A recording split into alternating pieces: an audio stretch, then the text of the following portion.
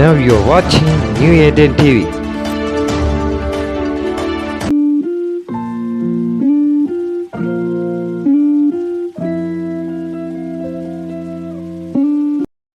எனக்கு அன்பான சகோதர சகோதரிகளே, ஆண்டவர் இயேசு கிறிஸ்து நாமத்தில் உங்கள் அனைவரும் வாழ்த்தி வரவேற்கிறேன். இன்றைக்கான தினவசனம் 2 தீமோத்தேயு 3 அதிகாரம் 16 இறைவசனம். வேத வாக்கியங்கள் எல்லாம் தேவ ஆவியினால் அருளப்பட்டிருக்கிறது. தேவனுடைய மனுஷன் தேறினவனாகவும் எந்த நற்கிரியையும் செய்ய தகுதி உள்ளவனாகவும் இருக்கும்படியாக. அல்லேலூயா, கர்த்தருக்கு மகிமை உண்டாதாக.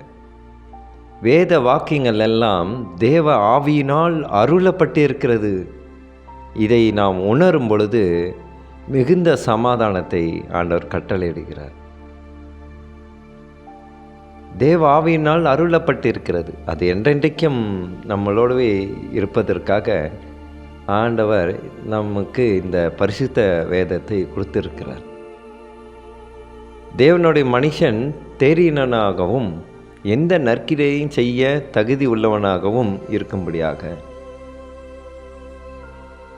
அவருடைய ஜீவனுள்ள வார்த்தை நம்மளை கண்டிப்பதற்கும் நம்மளை வழிநடத்துவதற்கும் கோணலான பாதைகளை சரி செய்வதற்கும் இந்த ஜீவனுள்ள வார்த்தை நமக்கு பயனுள்ளதாக இருக்கிறது. இதை தான் நான் அநேகர் இடத்துல நான் சொல்லுவேன். நம் பரலோக தகப்பன் நமக்கு எழுதிய அன்பு மடல்தான் பரிசுத்த வேதாகம். இதை நாம் இப்படி விசுவாசிக்கும் பொழுது நாம் மிகுந்த சந்தோஷம் அடைவோம், கலக்கம் அடைய மாட்டோம். நாம் எந்த சூழலில் இருந்தாலும், நாம் எந்த பாவத்தை செய்தாலும் அதிலிருந்து விடுபட இந்த ஜீவனுள்ள வார்த்தை நம் வாழ்வில் வந்து நமக்கு நித்திய ஜீவனை தருகிறது. அல்லேலூயா. அடுத்த இது இணை வசனமாக இன்னொரு வசனத்தை நாம் தியானிக்க இருக்கிறோம். ஏசாயா 40 அதிகாரம் 8 வசனத்தை வாசிக்க கேட்போம். புல் உலர்ந்து பூ உதிரும், நமது தேவனுடைய வசனமோ என்றென்றைக்கும் நிற்கும் என்பதையே சொல் என்று உரைத்தது. ஆமென். அல்லேலூயா, அல்லேலூயா. இங்கு ஆண்டவருடைய ஜீவனுள்ள வார்த்தை என்றைக்குமே அழியாது என்று இந்த வசனம் நமக்கு வெளிப்படுத்துகிறது. புல் உலர்ந்து பூ உதிரும், ஆனால் கர்த்தருடைய வசனமோ என்றென்றைக்கும் நிற்கும் என்பதை ஆண்டவர் வெளிப்படுத்தியிருக்கிறார்.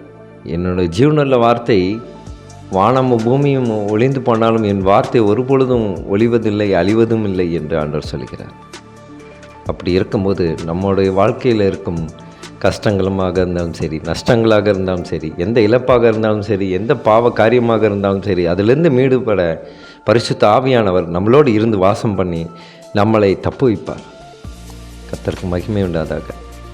ஆண்டவருடைய வெளிப்பாடு இந்த கடந்த 2 நாட்களாக அருமையாக வெளிப்பட்டு கொண்டிருக்கிறார். அதற்காக நாம் நன்றி செலுத்த வேண்டும். எனக்கு அன்பான சகோதர சகோதரிகளே, இந்த வசனத்தை நீங்கள் வாசிக்கும் பொழுது இது அநேகமாக திருச்சபைகளிலே இந்த வசனத்தை பிரசங்கித்திருப்பார்கள். ஆனால் மறுபடியுமாக உங்களுக்கு இதை ஆண்டவர் வெளிப்படுத்துகிறார். நம் ஆண்டவருடைய ஜீவனுள்ள ஒவ்வொரு வார்த்தைகளையும் நாம் வாசித்து விட்டு செல்லக்கூடாது என்பதற்காகத்தான் மறுபடியுமாக இந்த வசனங்களை எல்லாம் நம்மளை தியானிக்க சொல்லுகிறார். அன்பான சகோதர சகோதரிகளே, பாவத்திலிருந்து அநேக மக்கள் அனைவரும் மனம் திரும்புவதற்கு நாம் ஜெபிப்போமா? ஸ்தோத்திரம் கர்த்தாவே, துதிக்கிறோம் எங்கள் பரலோக தகப்பனே. உமது பாதத்தில் நாங்கள் அமர்ந்திருக்கிறோம் ஆண்டவரே. நீர் எங்களை சட்டையினால் மறைத்து எங்கள் பாவ வாழ்க்கையிலிருந்து அப்பா எங்களை விடுபடும் ஆண்டவர். உங்கள் பரிசுத்த வல்லமை கொடுத்து எங்களை ஆசீர்வதியும் ஆண்டவர். விண்ண உலகத்திலிருந்து இறங்கி வரும் ஆண்டவர். அல்லேலூயா, ஸ்தோத்திரம் கர்த்தாவே, துதிக்கிறோம். தேவ அக்னிக்காக நன்றி அப்பா. இப்போ பாவியை நோக்கி தானே நீர் வந்தீர். இந்த பூமிக்கு வந்து கல்வாரி சிறுவில் அறையப்பட்டதும் இந்த பாவிகளுக்காக தானே ஆண்டவரே. நீர் எங்களுக்காக இரத்தம் சிந்தினேன். அதற்கு நாங்கள் என்ன கைமாறு செய்வோம் ஆண்டவரே? எங்களுக்கு நாங்கள் என்ன வாழ்க்கையில் ஈடு கொடுத்தால் அது ஈடாகும் ஆண்டவரே. அதற்காக நீர் எங்களுக்கு அளவு கடந்த அன்பை அளவில்லாமல் காட்டுபவராக இருக்கிறீர். நன்றி அப்பா. இந்த பாவியை நோக்கி நீர் பிரசன்னமாகிறீரே. நன்றி அப்பா. ஸ்தோத்திர கர்த்தாவே, எங்கள் அன்பு சகோதர சகோதரிகளுக்கான ஜெபிக்கின்றேன். அவர்கள் இந்த நாளிலே எடுக்கப்படும் ஒவ்வொரு முயற்சிகளிலும் நீர் இருந்து வெற்றி பெற செய்யும். அவர்களை பலப்படுத்தும். உம்முடைய ஜீவனுள்ள வார்த்தை அவர்களுக்கு பிரம்மாண்ட கோட்டையாக அமையட்டும் ஆண்டவரே. சோத்து கத்தாவை துதிக்கிறோம். இயேசு மூலியமாக ஜெபிக்கின்றோம் நல்ல பிதாவே. ஆமீன் ஆமீன்.